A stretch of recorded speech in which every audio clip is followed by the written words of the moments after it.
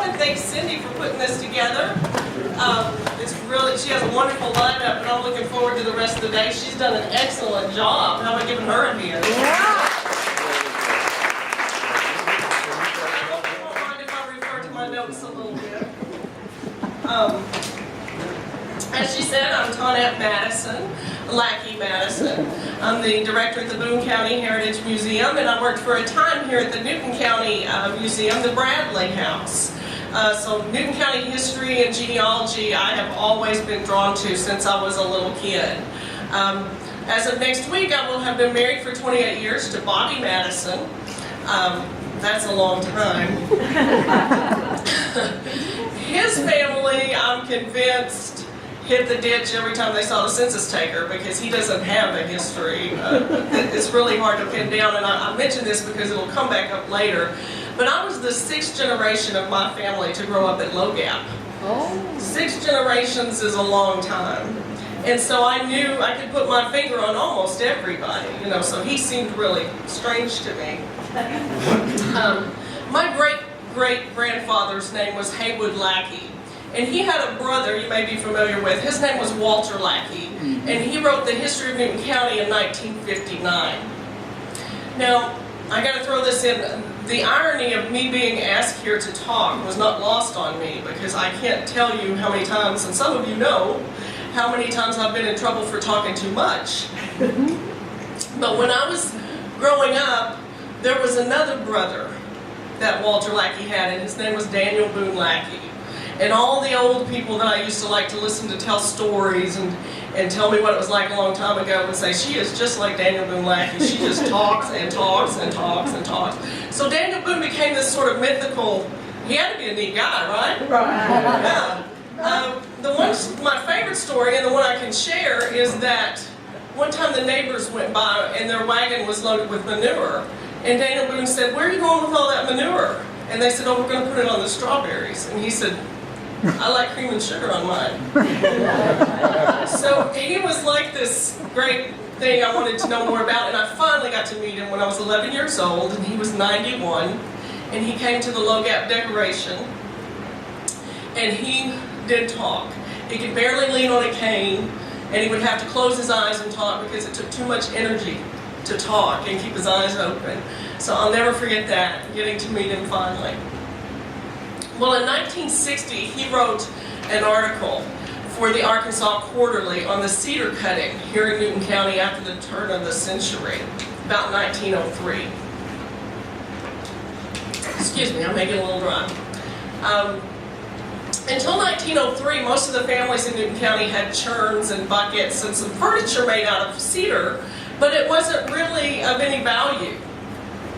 Here, nobody really saw the value in it. Now, the first cedar slat mill was in Cedar Key, Florida, about 1880, and they started cutting the cedar to make pencils with, and they gradually started moving westward. Now, at that time, it was 30 miles from Newton County to the nearest railroad. There was not one single bridge in Newton County at that time. You had to ford all the rivers, which may explain why they took their time getting here to get the cedar. Now, Daniel Boone struggles with conveying how vast the cedar was here in Newton County up and down the Buffalo. He does describe, he says it took 30 men 7 months to cut the Simmons track and a few little pieces around it. 30 men, 7 months to cut that. Most of the trees, he said, were 22 inches in diameter. There were a few he saw that was under 30, and he says the largest one he ever saw was on Wash Taylor's place above what is now the Pruitt Bridge, and it was 42 inches in diameter and 85 foot tall. He said there was a lot of pencils in that tree, I can imagine. The men traveled in camps, and they carried tents and supplies, and they would camp in one spot for a long time until they cut all the cedar they could get to, leaving before daybreak and getting back after dark. They had boxes full of straw covered in comforters. I doubt if it's the same comforters that we know about that they would sleep in to cut the cedar. I actually have postcards from my Kilgore family from my great-grandmother who lived on Logat Mountain, writing to her sister-in-law in Ponca. And her sister-in-law is telling her how her brother, Euless, is so tired after working in the cedar all day and what hard work it is, and she wishes he didn't have to work so hard. But so that's interesting. Not only that, but the fact that they're writing postcards from Logat to Ponca. I used to ride my bicycle. It's great. One of the many treasures that I have. Now, when they went to cut the cedar, there wasn't that many owners. People didn't own it. They didn't see any value in it. And Daniel Boone says that if the buyers were paying attention by the way the seller was waving his arms when he was selling it, he thought it was a huge tract that he was buying, and he said most of the time the borders looked like the face of the man on the moon with the nose going out. If there were some good trees out there, it might go out and come back. And they would just, and nobody really cared because to them it wasn't of any value. They grew in places that it was lime rock and flint rock, and it was so steep and rugged. A lot of times they hand skidded it until they could get it tie it to a mule and let him take it out. It was really rough getting in there and steep and really bad places. What it brought to Newton County was cedar money. And I've heard that term more than once in studying Newton County history. It was a really big deal for these folks. Until this happened in 1903, the average Newton County family made about $125 a year. And Daniel Boone says it would be no time before Sonny Boy would have a new pair of spurs, and sister could get rid of her copper ring that turned her finger green and have a genuine Hot Springs diamond, big as a Sunday morning biscuit. And Mom would get a metal washboard and a wringer. They were uptown, but they had to work for it a lot. I mean, it was hard money to come by. For miles and miles up and down the river, they would cut this cedar into 12-foot lengths, and they would yard it up and down the river. A lot of times owners cut their own timber, and then at that time the cedar dealers would come and buy it when it was time to put it in the river. Now the foreman was in charge of when the logs went into the river. And there's some really dramatic things written about how he would walk up and look over the edge and walk back, walk around a little bit and look over again. Like it was the precise moment when he yelled, "Roll them in!" And they would roll all the logs into the river. Now, if the river was in flood stage when they rolled them in, they would get tangled up in the brush and the trees, and it would be a lot more work. But if it was receding, it worked with them, and it pulled them in and took them right down the river. Now, that sounds really logical when I say it now, but to hear Daniel Boone tell it, they learned that the hard way. And of course, if there was a flash flood along the way, then that caused a lot of problems as well. There was always a supply boat that went ahead. Now this person got paid $2 a day. Most of the folks made $1 a day. Daniel Boone started when he was 16 years old, and he made 50 cents a day carrying water to the workers. He borrowed an axe from the boss and would hew the logs or, trim them up. And so by the end of the first day, he was giving him 60 cents. And when he saw that he was going to stay, he raised him up and finally started giving him $1, even though he was only 16, because he proved he was going to work hard. So this supply boat, these guys were the top of the line. They knew the river. They knew how to float logs. They would travel ahead, guess where they were going to get to at lunchtime and dinner time, and have that all ready by the time they got there. Bottlenecks occurred. Let's see, I want to get bottlenecks. One cold and let's see. I'm sorry. A typical float took about 18 days. They were going to Gilbert with them. Now the longest float they had was 22 days long, and it started at Boxley, and it took them 22 days to get to Gilbert.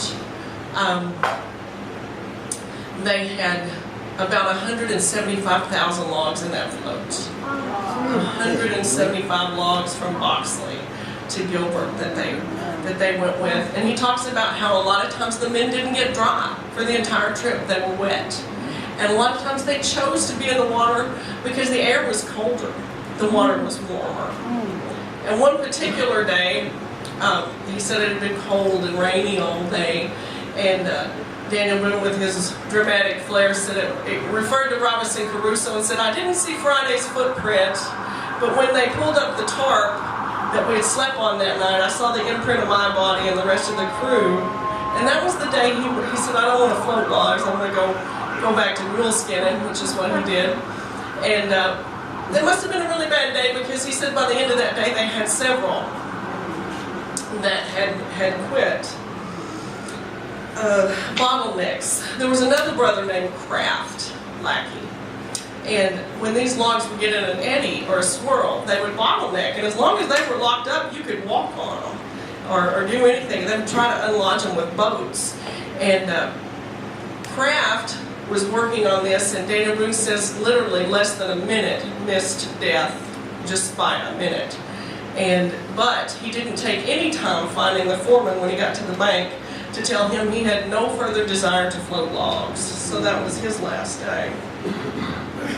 Daniel Boone really wants and tried to explain the importance of the mule. He says these were educated mules. They had names like Toby, Kit, and Go and Joe. And you just can't imagine what they learned and how they had to work to get that done, and that there's absolutely no way they could have done it without them. So he emphasizes that a lot. Now the floats were not without tragedy. At one time they had, in '06 I believe, they had made it all the way into Searcy County, made it out of Newton into Searcy, past Mount Hershey. They had made it past Dead Man's Bluff, but they got to Bucking Shoals. And at that time it overturned one of the boats, and a young John Carter, who was 22 years old, was lost. The others made every effort to save him, but the water was muddy and it was deep and swift. And I'm sure he's not the only one who lost his life between 1903 and 1909 when these cuttings went on, because from the beginning to the end it was a dangerous, horribly dangerous job. Now when they got to Gilbert, they yarded them, they boomed it up, and they were all in one place, and these big claws would come out and they would feed the logs into them, and they would be stacked. And then they would be processed and cut into slats, so that the pencil companies didn't have to pay for the disposal and the milling and extra shipping. They were all nice and neat little pencil slats by the time they got there. They would be shipped into the pencil companies, and they would sell them for 10 cents a dozen. 10 cents a dozen for pencils. A lot of work for that. There were several men and boys who made a lot of money doing that. And it was a very good thing for Newton County at the time to bring that cedar money in.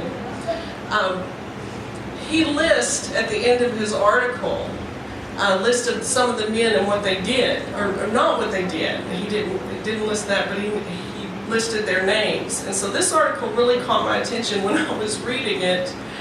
And there was a buyer, a cedar buyer, who came up from Marshall County, Tennessee, to work for the pencil companies and buy the cedar. And his name was Robert Madison.